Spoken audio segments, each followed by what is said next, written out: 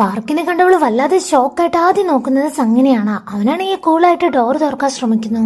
സമ്മതിക്കുമെന്ന് തോന്നുന്നുണ്ടോ? പെട്ടെന്ന് തന്നെ തിരിച്ചു നിർത്തി അവനെ കൊണ്ടുപോയി ആ റൂമിനകത്താക്കി.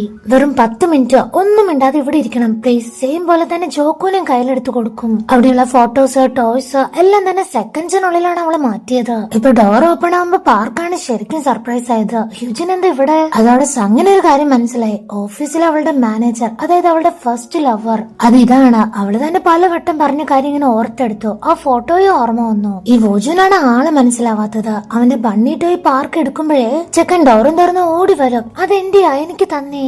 സണ്ണു അവനെ എടുക്കാൻ വേണ്ടി പിന്നാലെ വരുമ്പോഴാണ് ടോയ്സിൽ ഒരെണ്ണം കയറി ചവിട്ടി അവൻ അവിടെ നിലത്തടിച്ച് വീഴുന്നത്. ഒറ്റയ്ക്കാണ് താമസം എന്ന് അവള് പറഞ്ഞതല്ലായിരുന്നോ? പിന്നെ ഇവരൊക്കെ ആരാന്നുള്ളൊരു ക്വസ്റ്റ്യൻ വന്നു. നമുക്ക് പുറത്തു പോയി സംസാരിച്ചാലോ എന്ന് ചോദിച്ച് പാർക്കിനെ അവള് കൂട്ടിക്കൊണ്ട് പോകുമ്പോ ആകെ ചമ്മി നാണം കെട്ട അവസ്ഥയിൽ അവൻ ജോക്കുനെ നോക്കും. കുഞ്ഞിനെന്തറിയാം? അവന്റെ കൈക്കാണെങ്കിൽ മുറിവേറ്റിട്ടുണ്ട്. അവൻ നല്ല ദേഷ്യത്തിലാണ് ഇപ്പൊ അവളോട്. ഹ്യൂജിൻ എല്ലാം പറയേണ്ട വന്നു. എന്നാ കള്ളം പറഞ്ഞതിനൊന്നും പാർക്കിന് ഒരു വിഷമവും ഇല്ല. നിനക്ക് എന്തെങ്കിലും ഹെൽപ്പ് വേണോന്നാണ് ചോദിക്കുക. ഇതൊന്നും ഞാൻ അറിയാത്തത് കൊണ്ട് നിനക്ക് ഒത്തിരി വർക്ക് പ്രഷർ തന്നു. സാറില്ല, നീ പോയി റെസ്റ്റ് എടുക്കാൻ പറഞ്ഞു വിടും അവളോട്. മര്യാദക്ക് ഡോർ തുറക്കാൻ പോയതല്ല അവൻ. ഇവളെല്ലാം സമ്മതിക്കാത്ത. ഒത്തിരി സോറി പറഞ്ഞിട്ടാണ് അവനൊന്ന് മിണ്ടിയത് തന്നെ. ഓ, ഫസ്റ്റിലോ വന്നപ്പോ എന്നെ കുഞ്ഞിനെ മാറ്റി നിർത്തി. കുഞ്ഞിനെ അപാടം പറ്റിപ്പോ വിളിച്ചായിരുന്നല്ലോ. അതെടുക്കാത്തത് നിന്റെ ഫസ്റ്റിലോ റീമേക്ക് ചെയ്യണ തിരക്കിലായതുകൊണ്ടായിരിക്കൂലേ? അല്ല, അവന്റെ മുന്നിൽ കുഞ്ഞിനെ കാണിക്കാൻ നിനക്ക് മടിയാണെങ്കിൽ ഇവനെ നീ എങ്ങനെ വളർത്താൻ പോണേ തുടങ്ങിയ കൊറേ ക്വസ്റ്റ്യൻസ്. അവള് മിണ്ടാതിരിക്കൊന്നുമില്ലല്ലോ. അതുകൊണ്ട് ഒന്നും രണ്ടും പറഞ്ഞ് രണ്ടുപേരും വഴക്കായി. അതല്ല, ഇവനെന്തിനാ എല്ലാത്തിനും ഇങ്ങനെ ഓവറായിട്ട് റിയാക്ട് ചെയ്യുന്നേ? അത്രയ്ക്കൊക്കെ കാര്യങ്ങൾ ഇവിടെ സംഭവിച്ചോ? ഹ്യൂജി നേരെ പോയി അവളുടെ ബെസ്റ്റ് ഫ്രണ്ടിനെ കാണും. ഈ നടന്ന കാര്യങ്ങളൊക്കെ സംസാരിക്കും. അവൾക്ക് ഡൗട്ട് അതൊന്നുമല്ല. അവൻ ഇത്രയ്ക്ക് ദേഷ്യം കാണിക്കണമെങ്കിൽ അവന്റെ മൈൻഡ് അത്രയ്ക്കും അപ്സെറ്റ് ആയിട്ടായിരിക്കും. അന്നത്തെ നൈറ്റിന് ശേഷം അവന് നിന്നോട് എന്തെങ്കിലും ഫീലിങ്സ് വല്ലതും ഉണ്ടോ? ഹ്യൂജിൻ ഓടി വന്ന് അവളെ സ്റ്റോപ്പ് ചെയ്യും.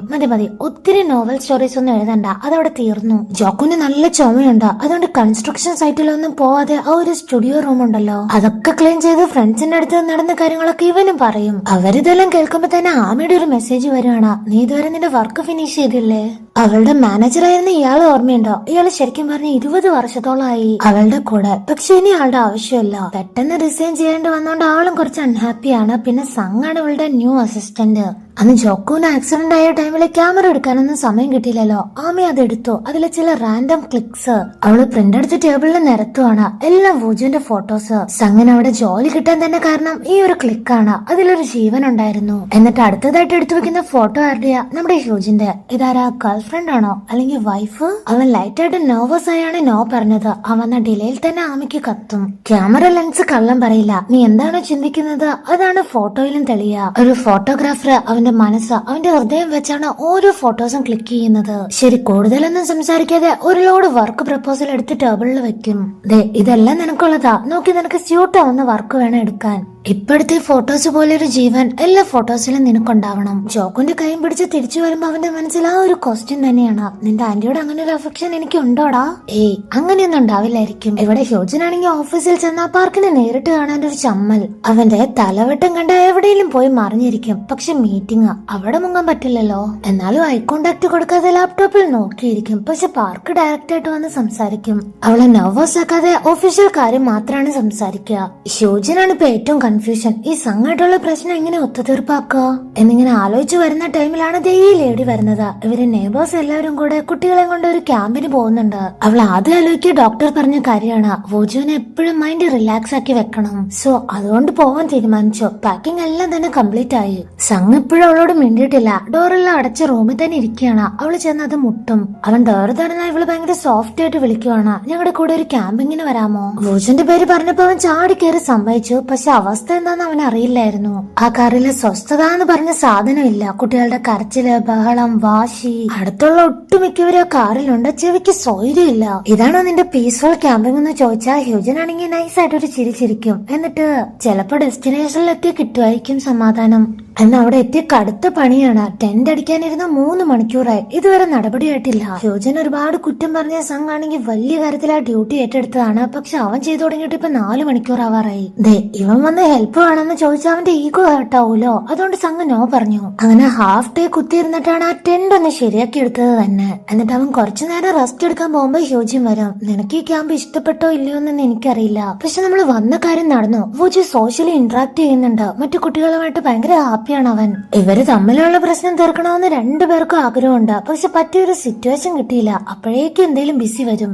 ഇവള് വന്ന എനിക്കൊരു ഫോട്ടോ എടുത്ത് തരാമോ എന്ന് ചോദിച്ചാ അവനിപ്പോ ഒഫീഷ്യലായിട്ട് ഒരു ഫോട്ടോഗ്രാഫർ അല്ലേ, കൊറേ ഫോട്ടോസ് എടുക്കും. സ്പെഷ്യലി നമ്മുടെ വൂജുവിന്റെയും ഹ്യൂജിന്റെയും കിടന്നിട്ട് ഇരുന്നിട്ട് ഒക്കെ എടുത്തിട്ടുണ്ട് കൊറേ ഫോട്ടോസ്. ലാസ്റ്റ് ചെക്കൻ തളർന്നു. ഈ പിള്ളേർക്കൊന്നും ക്ഷീണം എന്ന് പറയുന്ന സാധനം അടുത്തൂടെ വരെ പോയിട്ടില്ലേ, എന്തൊരു എനർജിയാ. ആ ടൈമിലാണ് പാർക്കിന്റെ കോള് വന്നത്. സംഘാണ് അത് കണ്ടത്. അവൾക്ക് ആ ഫോൺ കൊടുക്കാൻ പോയപ്പോ അവൻ കേൾക്കാൻ പാടില്ലാത്തത് പലതും കേട്ടു. മനസ്സിന് ഇച്ചിരി ഹാർട്ടായി. നെയ്ബേഴ്സ് നീയും സംഘം തമ്മിൽ ഡേറ്റിങ്ങിനാണോ എന്നൊക്കെ ചോദിക്കുമ്പോ അവള് ഒരിക്കലും ഇല്ല, ഇനി അങ്ങനെ ഒരിക്കലും ആവുകയില്ല, ഞങ്ങള് റിയൽ ഫാമിലി ഒന്നുമല്ല. അവൻ പ്രത്യേകിച്ച് അവൻ ഉടനെ തന്നെ പോവും. അത് കഴിഞ്ഞ് വൂജുവിനെ ഞാനായിരിക്കും ഒറ്റയ്ക്ക് വളർത്താൻ പോകുന്നത്. അത് അവന് ഭയങ്കര ഹേർട്ടായി പോയി. അവൻ തിരികെ നടക്കും. പിന്നെ അവൾ എപ്പോ കമ്പനിയായിട്ട് വന്നാലും ഇവനാണ് മാറിപ്പോകുന്നത്. ഇപ്പൊ തന്നെ അവന് കഴിക്കാനുള്ള ഫുഡായിട്ട് ചെന്നതാണ്. ആ ചെക്കൻ വേണ്ടെന്ന് പറഞ്ഞു. പക്ഷെ അവളിങ്ങനെ ഫോഴ്സ് ചെയ്ത് വാരി കൊടുക്കാൻ നോക്കിയപ്പോ ആ പ്ലേറ്റ് അവൻ തട്ടി. ആ ഫുഡാണെങ്കിൽ മൊത്തം വേസ്റ്റ് ആയി. എന്തിനെത്ര റൂഡായിട്ട് ബിഹേവ് ചെയ്യുന്നേ അവൾക്ക് നന്നായിട്ട് ഫീൽ ആയി. പിന്നെ പിണങ്ങി മിണ്ടാതെയായി. അല്ല ഇവൻ എന്തിനാ എന്നോട് എപ്പോഴും ഇങ്ങനെ പെരുമാറുന്നത്, അവന് കുറച്ച് സ്നേഹത്തോടെയൊക്കെ പെരുമാറിക്കൂടെ. ഈ ഒരു ടൈമിലാണ് പാർക്കിന്റെ കോള് വരുന്നത്. അവിടെ റേഞ്ച് ഇഷ്യൂ ഉള്ളതുകൊണ്ട് ഇവള് കുറച്ച് ഹൈറ്റ് ഉള്ള സ്ഥലത്തേക്ക് മാറിപ്പോയതാണ്. വാർണിംഗ് സൈൻ വെച്ച് ബോർഡ് കണ്ടില്ല. അവിടെ എന്തോ ഒരു അപകടമുണ്ട്. അങ്ങനെ ഈവനിങ് ആയി, ഇരുട്ടായി. ഹ്യൂജിൻ എവിടെയെന്ന് വന്ന് ചോദിച്ചാ അവൻ അറിയത്തില്ല. ഫോൺ വിളിച്ചിട്ട് സ്വിച്ച് ഓഫ് ആണെന്ന് പറഞ്ഞിട്ട് അവനൊരു അനക്കവും ഇല്ല. അപ്പോഴാണ് ആ ലേഡി കുറച്ച് കാര്യങ്ങൾ പറയുന്നത്. ആക്ച്വലി സംഘം അവിടെ നിന്ന് കേൾക്കാതെ പോയ ചില കാര്യങ്ങളുണ്ടായിരുന്നു. ആദ്യമൊക്കെ അവൻ എനിക്ക് ഇഷ്ടമല്ലായിരുന്നു. എങ്ങനെ ഒരു വീട്ടിൽ ഞങ്ങൾ താമസിക്കും എന്നൊക്കെ ആലോചിച്ചതാണ്. പക്ഷെ ഞാൻ ഇപ്പൊ ഏറ്റവും കൂടുതൽ സാഡാവാൻ പോകുന്നത് അവൻ എന്നെ വിട്ട് പോയി കഴിഞ്ഞാലായിരിക്കും. പോയാ പിന്നെ എന്നെ വൂജുവിനെ ഒരിക്കലും അവൻ കാണില്ലായിരിക്കും. മേ ബി മിസ് ചെയ്യും. ഇടയ്ക്ക് പിണങ്ങിയാൽ അവൻ നല്ലൊരു പേഴ്സൺ ആണ്, നല്ലൊരു മനുഷ്യനാണ്. അതെല്ലാം തന്നെ ആ നെയ്ബർ ഇപ്പൊ അവനോട് പറയും. അവള് നിന്നോട് ഇത്രയധികം റെസ്പെക്ട് വെച്ചിട്ട് അവളെ കാണാതായിട്ട് നീ അന്വേഷിച്ച് ഞാൻ കണ്ടില്ലല്ലോ. അവള് കൊണ്ടുവന്ന ഫുഡിന്റെ പ്ലേറ്റ് തട്ടിക്കളയേണ്ട വല്ല ആവശ്യം ഉണ്ടായിരുന്നോ എന്ന് അവനിപ്പോ ആലോചിക്കുന്നത് ഹ്യൂജിനെ കുറിച്ചാണ്. അവൾ എവിടെ പോയി?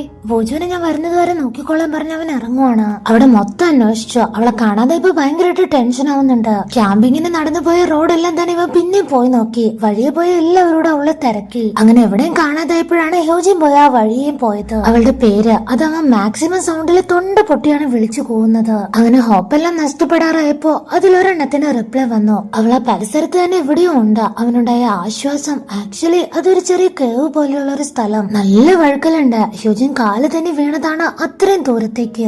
അങ്ങനെ കാണുമ്പോഴാണ് അവൾക്ക് സമാധാനമായത്. കുഴപ്പമൊന്നുമില്ല, കാലിടിച്ച് വീണതുകൊണ്ട് മുട്ട് നന്നായിട്ട് പൊട്ടിട്ടുണ്ട്. അവൾ അവന്റെ പേര് വിളിച്ച് പേടിച്ച് കരയുമ്പോ അവനാണ് സമാധാനിപ്പിക്കുക. എന്നാൽ അവന്റെ ലൈഫിൽ വെറുക്കുന്ന കാര്യം സംഭവിച്ചു. എന്താന്ന് വെച്ചാ അവിടേക്ക് ഇപ്പൊ മഴ പെയ്തു. വെറും മഴയല്ല, പെരും മഴ.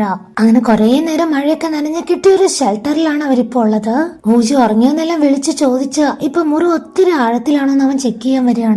നിനക്ക് വേദനിക്കുന്നുണ്ടോന്ന് ചോദിച്ചാ അവനാണ് ആ മുറിവിൽ ഊതി കൊടുക്കുക. മതി ഈ ക്യാമ്പിംഗ് അല്ല, നമുക്ക് തിരിച്ച് വീട്ടിൽ പോവാം, എന്നിട്ട് ഹോസ്പിറ്റലിലും. ശരിക്കും പറഞ്ഞ സംഗീത ആ സൗണ്ട് കേട്ടപ്പോഴാണ് അവൾക്ക് ശരിക്കും റിലീഫ് തോന്നിയത്. നീ വന്നതിന് ഒരുപാട് നന്ദി എന്നൊക്കെ അവളിങ്ങനെ സോഫ്റ്റ് ആയിട്ട് താങ്ക്സ് പറയുമ്പോ ചെക്കൻ പിന്നെയും ഞാൻ നിന്റെ ശത്രു അല്ലേ, ശത്രുവിനെ കണ്ട ആശ്വാസമൊക്കെ തോന്നുവോ? എനിക്കറിയില്ലായിരുന്നു. അവൻ ചിരിച്ചോണ്ട് പറഞ്ഞോണ്ട് കുഴപ്പമില്ല. അല്ല നിനക്കെന്താ മഴയോട് ഇത്ര വെറുപ്പ്? ആക്ച്വലി സംഘ ജീവിതത്തിൽ ആദ്യമായിട്ട് ഒറ്റപ്പെട്ടത് ഒരു മഴയുള്ള ദിവസമായിരുന്നു. ഒരുപാട് നാളെ അവൻ വെയിറ്റ് ചെയ്തിരുന്നിട്ടുണ്ട് അവന്റെ ചേട്ടനൊന്ന് തിരികെ വന്ന് അവനെ കൂട്ടിക്കൊണ്ട് പോകുന്നോർത്ത്.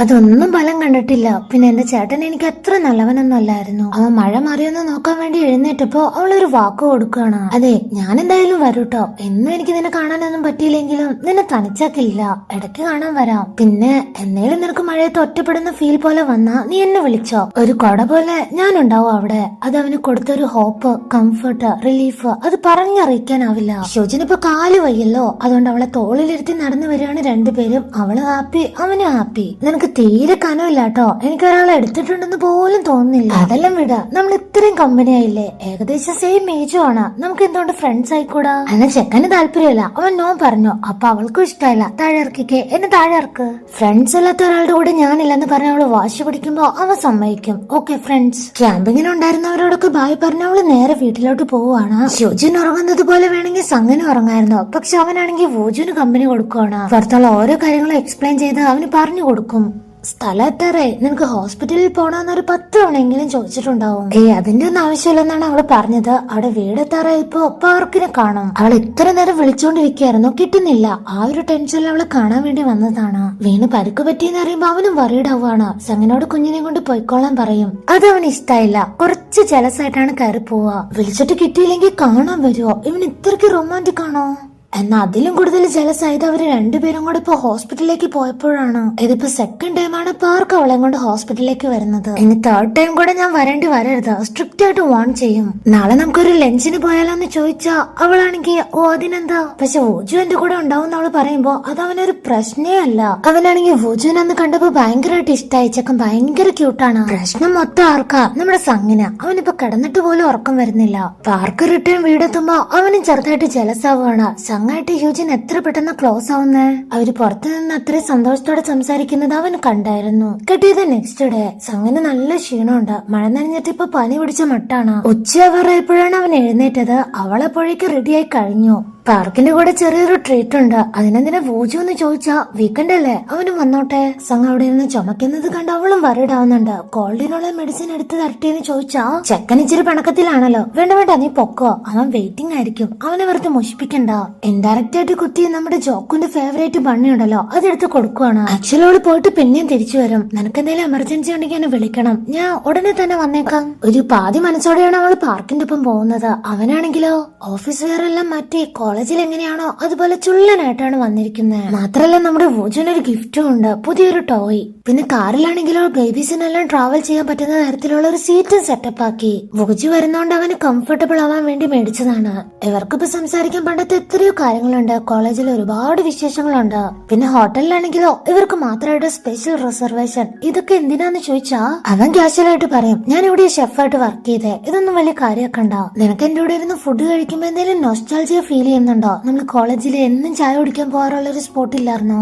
ഒരു മാറ്റവും ഇല്ല. പക്ഷെ ആകെ വ്യത്യാസമുള്ളത് വോജു വന്നതാണ്. എനിക്കറിയാത്ത ഒരുപാട് കാര്യങ്ങൾ നിന്നിലുള്ളത് പോലെ. പക്ഷെ എനിക്കതെല്ലാം തന്നെ അറിയണം. എന്തിനാ? നിന്നോട് കുറച്ചും കൂടെ ക്ലോസ് ആവാൻ. ആ ഒരു പഴയ അറ്റാച്ച്മെന്റ്, അതാണ് ഞാൻ ആഗ്രഹിക്കുന്നത്. ഫീവർ ആയതുകൊണ്ട് സംഘം ഫുഡൊന്നും കഴിച്ചിട്ടില്ല. അപ്പോഴാണ് അന്നെടുത്ത ഫോട്ടോസ് ഒക്കെ വരുന്നത്. ക്യാമറ കള്ളം പറയില്ല. നീ ഒരാളെ എങ്ങനെ കാണുന്നു എന്നത് എടുത്ത ഫോട്ടോസ് നോക്കിയാലേ അറിയാം. ഹ്യൂജിന്റെ ഹാപ്പി ഫേസ് അതും കണ്ടാണ് അവൻ ഉറങ്ങിയത്. അവളിപ്പോ വിളിച്ചാ കോൾ എടുക്കില്ല, മെസ്സേജ് അയച്ചാ റിപ്ലൈ കൊടുക്കില്ല. ആക്ച്വലി ഒന്നും അവൻ കണ്ടിട്ടില്ല. കുറെ നേരമായിട്ട് വിളിച്ച് കിട്ടാതിരുന്നപ്പോ അവൾക്ക് എന്തോ ഒരു പേടി. പാർക്കാണെങ്കിൽ കുട്ടികളായിട്ട് പോകാൻ പറ്റുന്ന ഡിന്നർ സ്പോട്ട് നോക്കുമായിരുന്നു. നൈറ്റത്തെ ഫുഡും കഴിച്ച് നമുക്ക് പിരിഞ്ഞാ പോരെന്ന് ചോദിച്ചാ അവള് നോ പറയും. സംഘം വീട്ടില് പനിയായിട്ട് കിടക്കുക, എനിക്ക് എന്തായാലും നേരത്തെ പോണം. അവനും പ്രശ്നമൊന്നുമില്ല.